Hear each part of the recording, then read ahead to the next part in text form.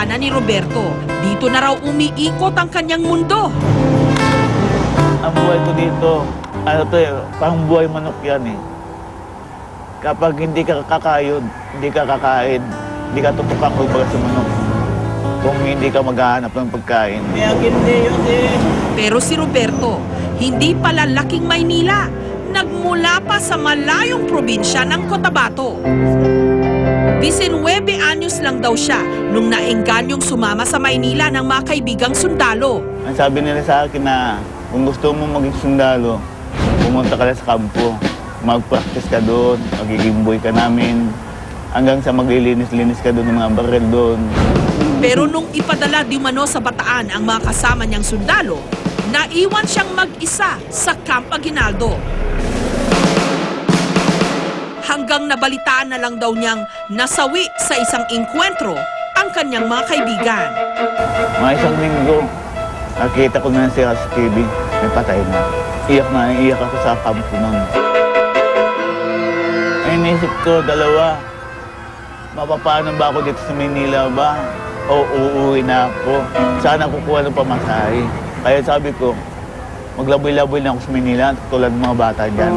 At para may ikabuhay, nagkargador si Roberto sa mga terminal ng bus.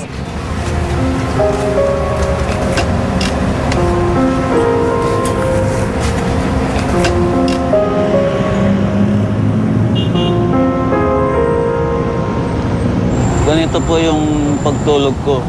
Kung saan ako abutan ng dilim, doon po ako maglatag ng banig ko at saka matutulog.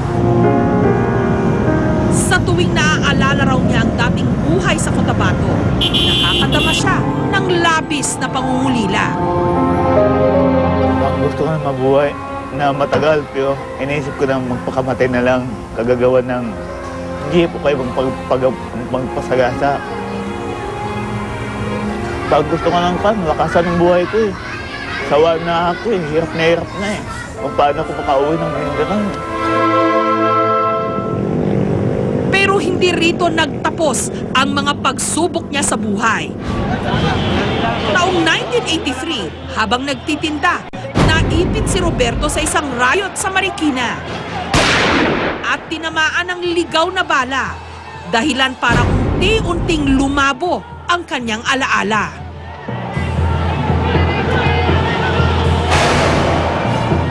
May pikdat ako dyan, siguro mga 10 tahi. Kaya ako nagkaroon ng anemsia at saka ito, topless. Hindi ko malaman kung anong tama ng bala dyan. Pagkagising ko sa ospital, nawala yung alaala ko kung sino ako. Habang pinapanood ko yung TV, nakita ko yung ambusan, barilan, nakakita kong dugo. Bumalik yung alaala ko na ako'y pala galing Mindanao. At sa tuwing sumasapit daw ang Pasko, wala raw siyang ibang hinihiling kundi ang makabalik na sa kanyang pamilya sa Cotabato. Sabik na sabik ako makita. Yun lang ang taning ko pag-asa. Nung ako'y makakayakap ko siya, makahingi ng tawad. Kung nakikita ko malaking barko, malulungkot ako. Pag gusto ko sumakay sa barko, kaya lang hindi ko makaya. Ito na pagkakataon na makita sila, mayakap man sila bago ako mawawala sa mundo.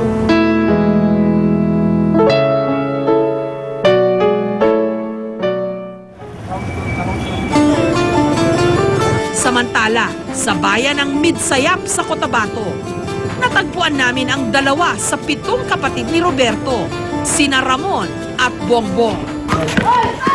Dahil daw sa tagal ng panahong wala silang kabali-balita kay Roberto o Bebot kung kanilang tawagin, nawalan na raw sila ng pag-asang makikita pa ito.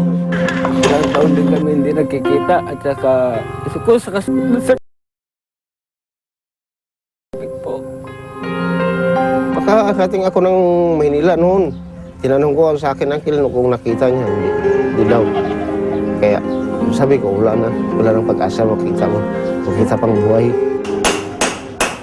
Kwento pa ni Bongbong, sa pagkakaalam niya, ang pagiging broken family raw nila ang nagtulak kay Roberto na umalis. Kasi kawawa kami noon. Kami lang palagi ang ang inuutosan ng mga kapatid namin na matatanda na maghanap buhay. Ito ang lumang bahay namin. Dito kami lumaki at nagkaasawa, nagkawiwalay kami. Ang auntie ko na lang naiwan dito na tumitira. Dahil may kanya-kanyang pamilya na raw silang magkakapatid, madalang na raw silang magkasama-sama. Pero kay Roberto lang daw talaga naputol ng tuluyan ang kanilang komunikasyon. Kaya para maibsan ang kanilang pangungulila rito, binabalikan na lang daw nila ang masasayang alaala nung kapiling pa nila ito. Tuwing hapon, galing kami ng school. Kung may natira pa siyang pira, bibili ng bananakyo, dalhin sa bahay. Pag merenda sa mga kapatid namin. Ang labis pang ikinalulungkot ng magkapatid na Ramon at Bongbong, pumanaw raw ang kanilang ina dahil sa sakit sa puso noong 2008 nang hindi man lang nakita ang nawalay sa kanilang si Roberto. Yung malakas pa siya, oh, yan din ang galakwan niya na sana ba kita-kita o kapatid. Pero ang sagot ko lang sa kanya, paano kami magkikita? Hindi ko man alam kung saan sila. Ang hindi alam ng magkakapatid, nakatakda ng magwakas ang kanilang pangungulila sa isa't isa, lalo na ngayong darating na Pasko.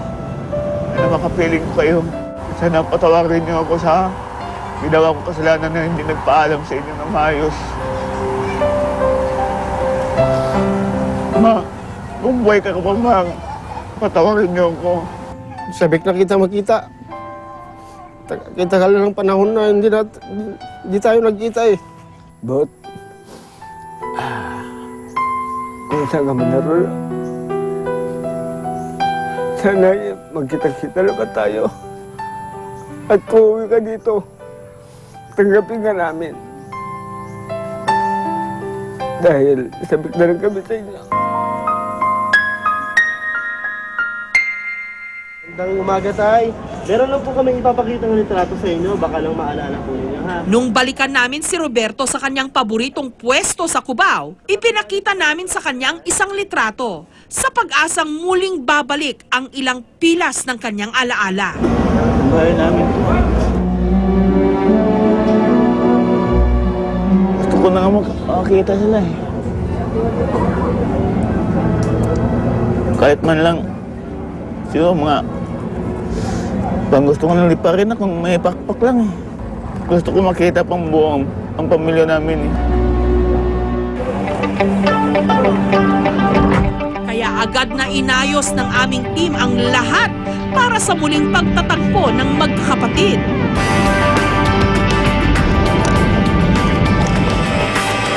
Tuwang-tuwa ako. Sabi ka makita makin mga kapatid. Pagdating sa Midsayap, agad na dumiretso si Roberto sa kanilang lumang bahay. Ilang saglit pa, ang eksenang magwawakas sa 31 taong pangungulila nila sa isa't isa.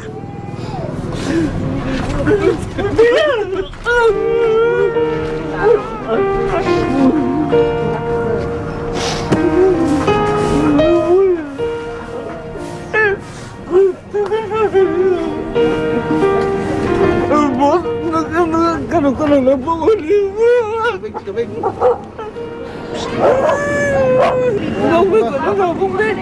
Maya-maya pa, nawalan ng ulirat si Roberto ng kanyang emosyon. Ganun na pinagkita mo sa akin. Ganun na pinagkita mo. Bot! Bot ba? Painom naman ng tubig. Bot! Bot! Inom tubig, bot. Bot! Bot! Ayun ako, good bot! Bot! Bot. Bot! Tanawain mo mga igsoon. Awan mo. Nawa. Huwag ka mo ganyan, Bot. Huwag ka mo ganyan, Bot, ha? Bot! Bot! Biram sa sana pa. Ipagawasi mo ang gibati. Sige, abawas ako. Sige, ipagawas. Umiyak ka. Huwag kang magano. Iyak ka lang. Iyak ka lang. Igawas lang. Igawas lang.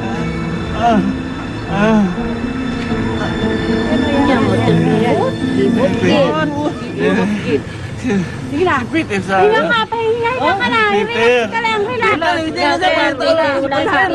Relax ka. Dili mapunta. Peter saan? Wala pa lagi.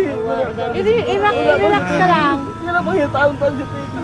Bumabala sa Dito ulo. na rin ibinalita kay Roberto ng kanyang mga kapatid ang pagpanaw ng kanilang ina. Mamamatay na si Mamang, andoon. Nailibing na namin. Oh, gusto mo tingnan pag ma-okay ka na. Puntahan mamaya.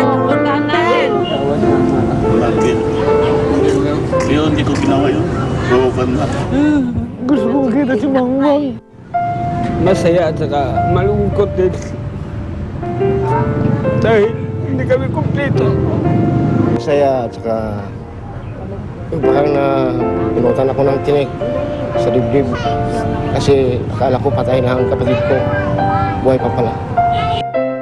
Ito yung mga... Ang pangarap sana ni Roberto na muling mayakap ang kanyang ina, tuluyan ang gumuho nung natunghayan niya ang puntod nito.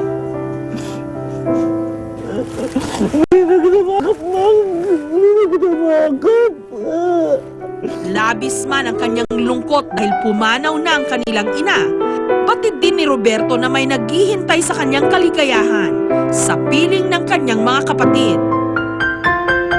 Lalo't magkakasama-sama na naman silang muli, hindi lang sa darating na Pasko, kundi sa mga nalalabi pang araw ng kanilang mga buhay.